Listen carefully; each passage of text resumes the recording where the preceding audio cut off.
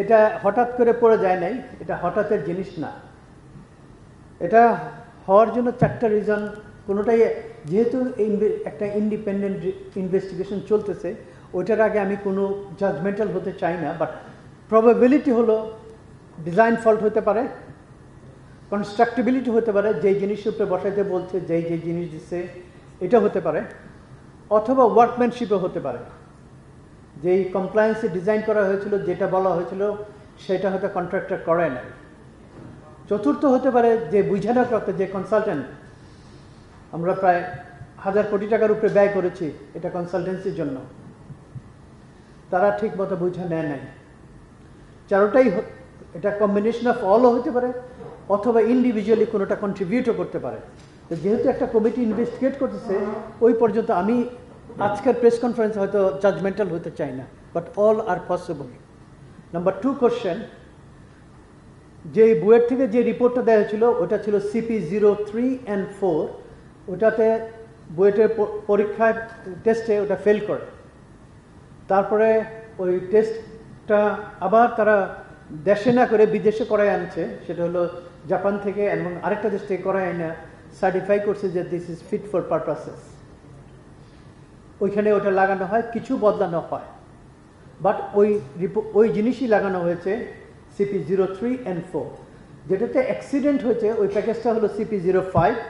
CP05-এ টেস্টে একবারই পাশ করে, এটা বইয়ের থেকেও পাশ করে, আমার এখানেও পাশ করে, মানে ইন্ডিপেন্ডেন্ট যে চেক করার কথা তাদের পাশ করে। এটা আনা হয়েছিল ভিয়েতনাম থেকে, but A Japanese company, manufactured in Vietnam.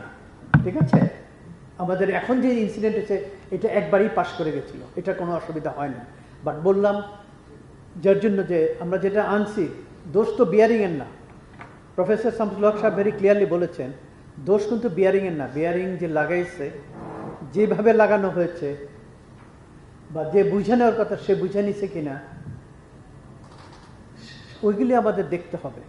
তো যেহেতু এখন investigation committee within 1 more week রিপোর্টটা দিবে, তারপরে হয়তো আমরা আরেকটা প্রেস কনফারেন্স করতে হবে, ওই আপনাদের জানাই দিতে হবে যে তাদের কি রিকমেন্ড। আগের সরকারের কথা আমি হয়তো বলি নাই ওইভাবে, যেটা হচ্ছে এটা বুঝে নেওয়া হয়েছে 2022-এ একবার, 2023-এ একবার। ঠিক আছে, তো সময়গুলি তো আপনি বুঝতেই পারতেছেন যে তখন কোন সময় ছিল। ওই সময় এটা বুঝে নেওয়া হয়েছে টেম্পোরারিলি যে এটা অপারেশন করবে, কিন্তু বুঝে নেওয়ার পরেও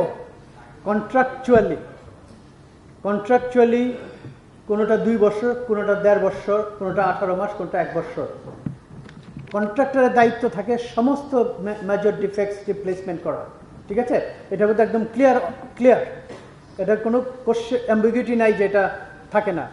বুঝে নেওয়া মানে কি, ট্রেন অপারেশনের পারমিশন পাওয়ার পরেও 2 বছর কন্ট্রাক্টরের দায়িত্ব থাকে মেজর ডিফেক্ট রিপেয়ার করা।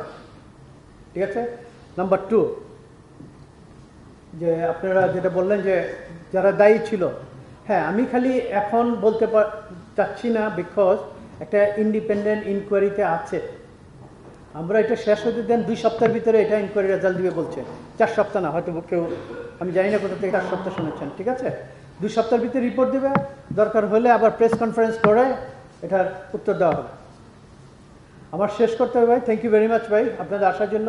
আমি শুধু একটাই শেষ বক্তব্য ভাই, আমার কাছে চাওয়া আছে, আপনাদের কাছে আমার চাওয়া আছে, আপনারা আমার জন্য নাগরিক দায়িত্ব যেগুলি আছে, যেমন এই যে রিক্সা বসে, সবাই দায়িত্ব যেটা, এটা যাতে পালন করে, এটা একটু প্রচার করেন। যেমন পিলারের ভিতরে যে লেখালেখি হচ্ছে, এতে আমি স্ট্রাকচার অনেক কিছু বুঝতে পারবো না। ঠিক আছে, এটি আপনারাও একটু লেখেন, আমাদের উপকার হবে, দেশের উপকার হবে, আর এই ট্যাক্স পেয়ারের মানিটা বাঁচবে, কারণ এটা ক্লিন করতেও বসা যাবে, ট্যাক্স পেয়ারের মানি যাবে।